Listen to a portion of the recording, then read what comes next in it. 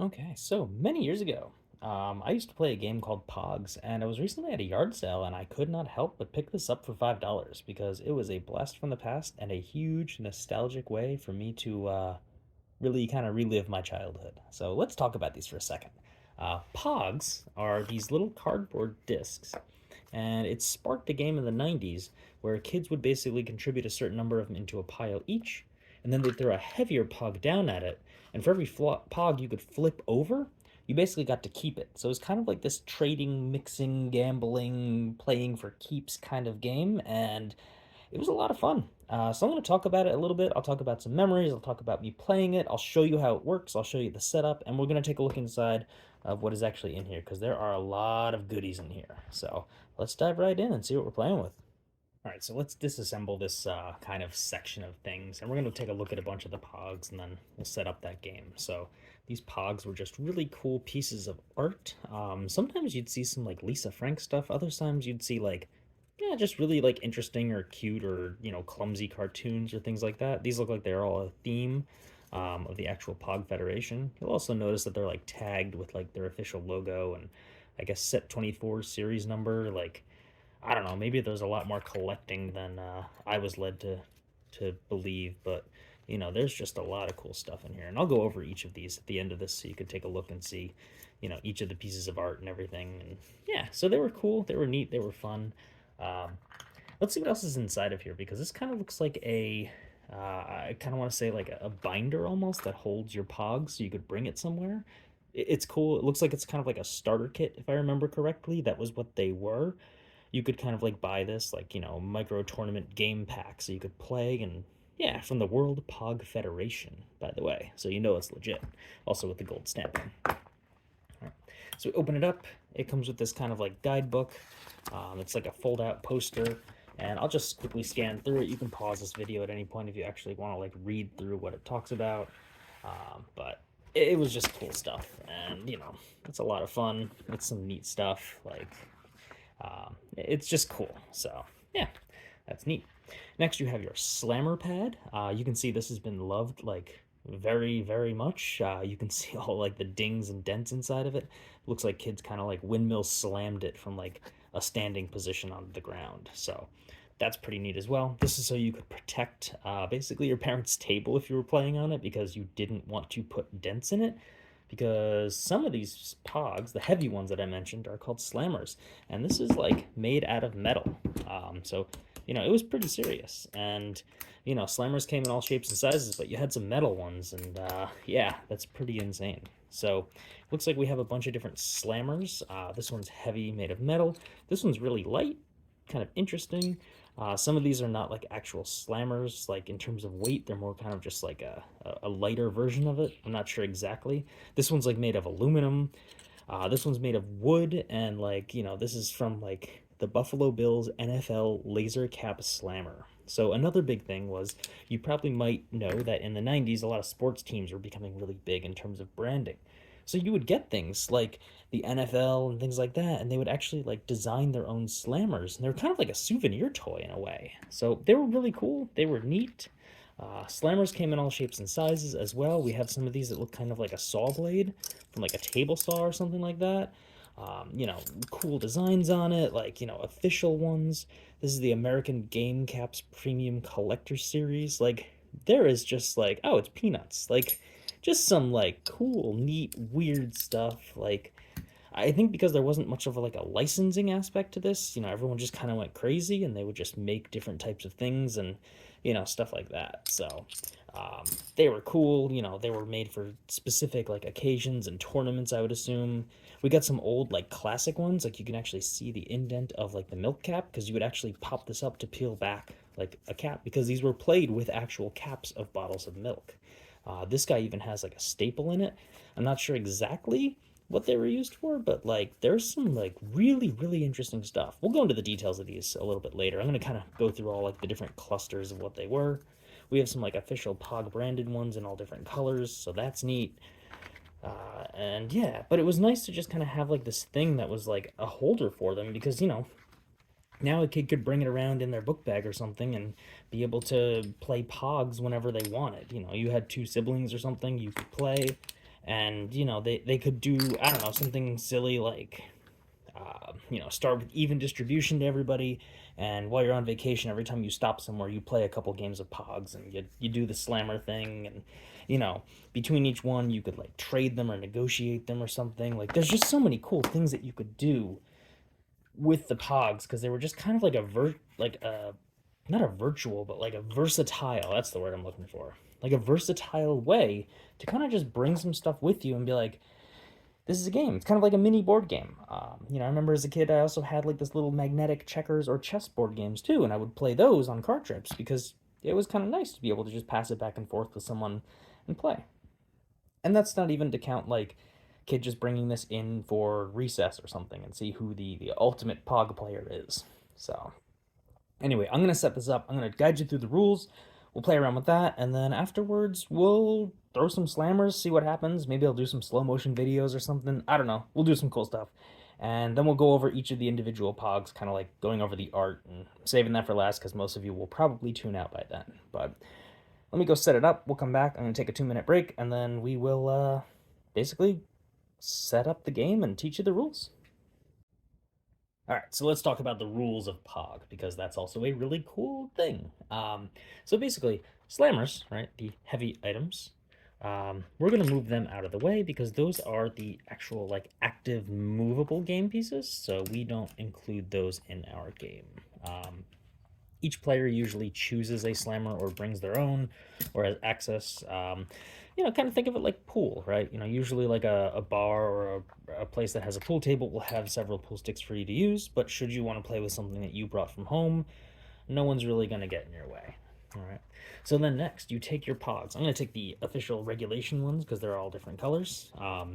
You and your friend or friends or any number of people basically uh, like put in a certain number of pogs. Just say we're each going to put in 10 pogs, 15 pogs, 20 pogs, whatever, and then you kind of like shuffle them together. I'm just kind of drop shuffling them like cards because there were a lot of like same colors being basically pieced together, like all the reds were together.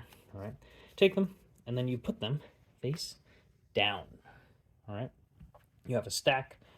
You stack it in the middle, and then what somebody does is they take a slammer and take the yin yang because that's clearly like the best thing ever, best shape in Pogs. And what you do is you take it and, well, you need to actually hit it, so that's kind of the funny part.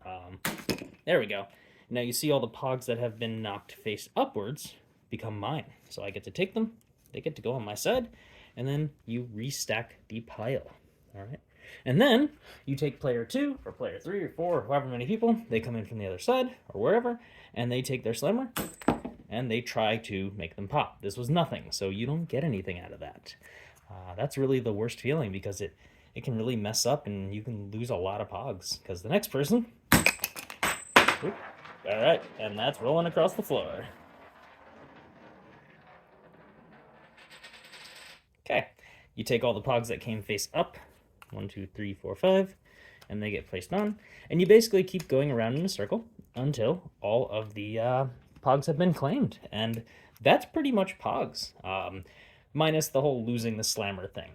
But there's some pogs which are like more of like an aluminum. Right, this is really really light. I might not be able to get the hitting power to flip it. And, there's techniques like, throwing it a certain way, throwing it at a certain angle, trying to hit it like flat on here, trying to hit it on the edge. There's a lot of different things that you can try to do to try to claim and collect them.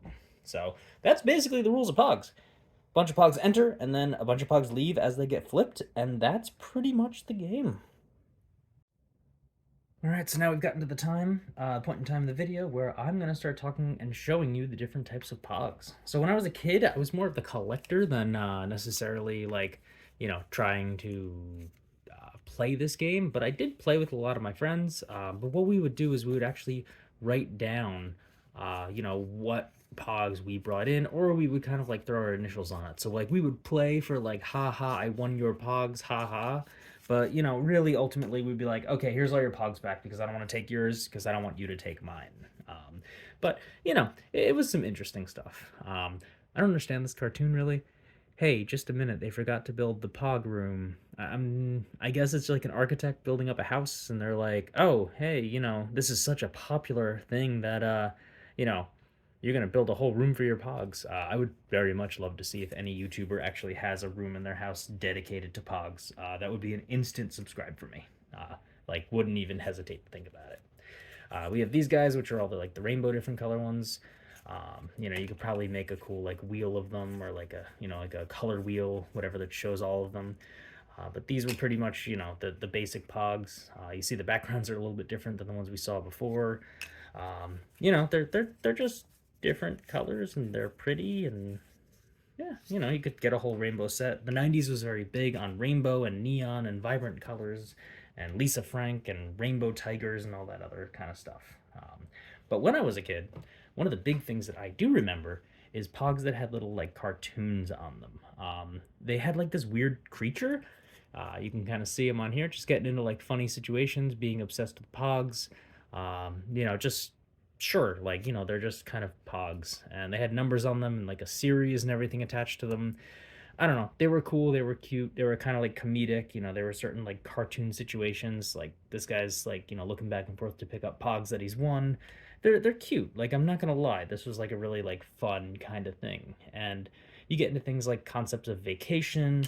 Oh look, a Halloween one. Wow, wouldn't it be amazing if Pogs were handed out with candy during Halloween? That was the actual goal of some of these things. They were trying to be like an ever-present aspect slash toy of the 90s. And it's some cool stuff. Like we can even see like different types of trends. Like this is like a robot hippopotamus like surfing. Like I don't know. We have the robot series that were foil holographic, and they were really really cool. And we got a robot elephant like jumping off a surfboard, and like I don't know, surfing plus cool animals plus robots. Like we talking about like Transformers, like the Beast Wars stuff. Well, what are we doing? I don't know. It's cool. It's the 90s. Don't question it. Like there's just a lot of neat stuff here. And that whole idea of like things being like ever present. Like this is a lobster surfing. Why would a lobster go surfing? Who cares? It's cool. It's a robot concept. Stop thinking about it. Just silly things like that. But like I said, the whole idea of like oh look, Aloha. You could even like market these in destinations like Hawaii and other touristy areas, so like kids have something cool to remember their trip by. And that ever-present aspect where all of these Pogs were basically everywhere. I remember one Easter, my cousins and I were extremely into Pogs. Like we loved them. We couldn't wait to see each other and hang out with each other and like show off our Pogs and trade them and play. But we had our initials, so we had to get them back.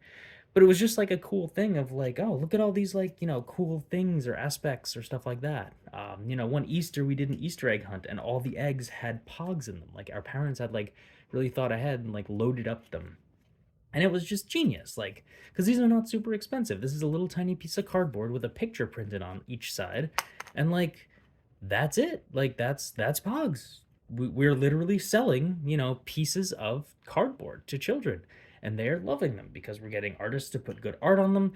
We're making them expressive. We're making it so kids can identify, and it's some cool stuff. Like, and you even have like the World Pog Federation. Like I have no idea what that even means.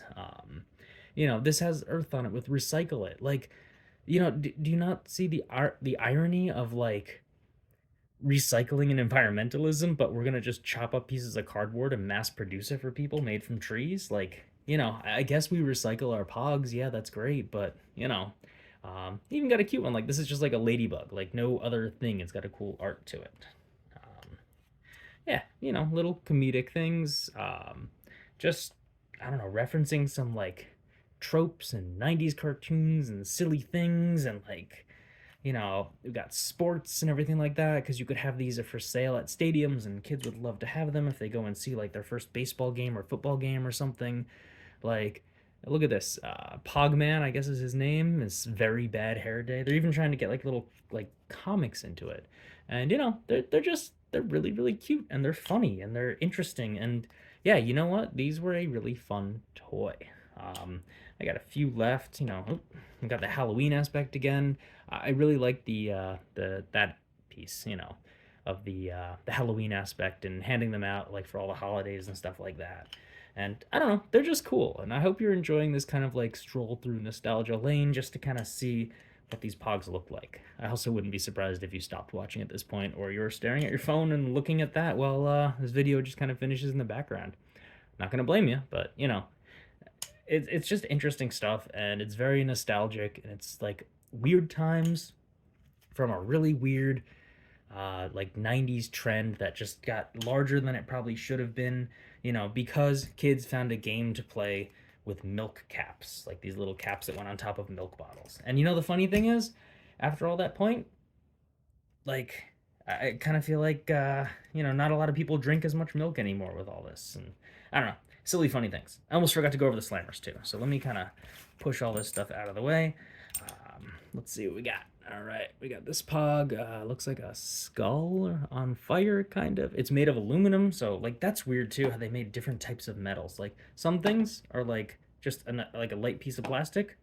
Other ones are like giant metal, like heavy slammers. And I don't know which one gave a better advantage, but I knew the slammers were dangerous because you could hit somebody with it and it could really, really hurt. You know, we once put a slammer in a slingshot and shot it, and we were like, okay, we're not doing this anymore.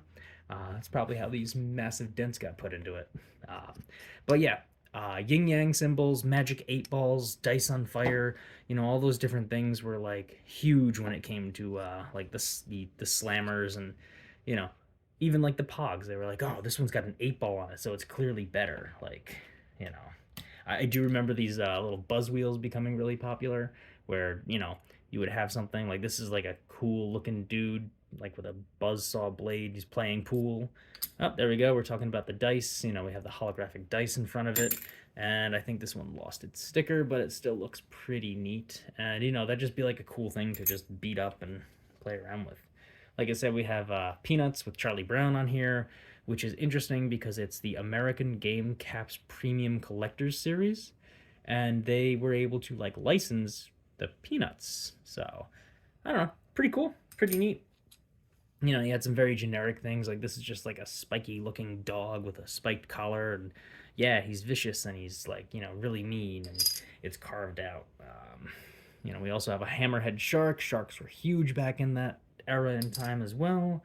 You know, this is, you're an official member of the World Pog Federation. This is the limited edition as well, so you know it's very rare. I should put this in my wallet if I ever get pulled over for speeding and be like, sir, do you know I'm an official member? Might get me out of a ticket. Probably won't.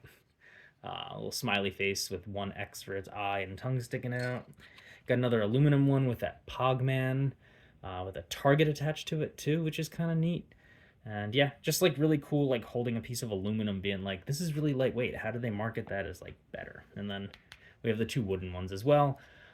You know, this is the official NFL Slammer. Like I said, you go to a sports event, they are going to probably have slammers or Pogs for sale because every kid had to buy them. And like, you know, kind of like stamp collecting, you could grab them from all the different locations that you go. My grandmother, many, many years ago, one of my fondest memories, was just being on vacation and seeing a Mighty Ducks slammer. And I don't know what it was when I was a kid. I just seen the movie and I was like, that's amazing. And my grandmother just kind of like, she noticed it and she never said anything. And then like 4 hours later, when we got back from shopping, she just gave me a bag and was like, here you go. And I still have it somewhere. It's not in this Pog collection, but somewhere in the attic with all the old 90's toys. But it was just like a really like cute memory that I remember from way back when. And yeah, so yeah, that's pretty much it. That's Pogs in a nutshell. Taking your time for probably about 15 minutes. Hopefully you enjoyed this. And if you want to see more videos about 90's stuff, leave me some comments, leave me some love. I'd be more than happy to go up in the attic and pull out a box and you know, dig through and see what we got and see what we can go through, because I love going over 90's nostalgia, and also it allows me to get rid of things once I make a video because I've documented it, I've shared my memories, it's on here, it's saved on, you know, my storage as well, and I'm just happy to kind of, you know, have a video that documents it. That way I can take all this stuff and I can find somebody who will truly love it and hold on to it and play with it and enjoy it, you know, the way it's meant to be, as opposed to me just hoarding it and hoarding the memories. So anyway, hopefully I'll see you guys all soon, and thank you very much for watching. Take it easy.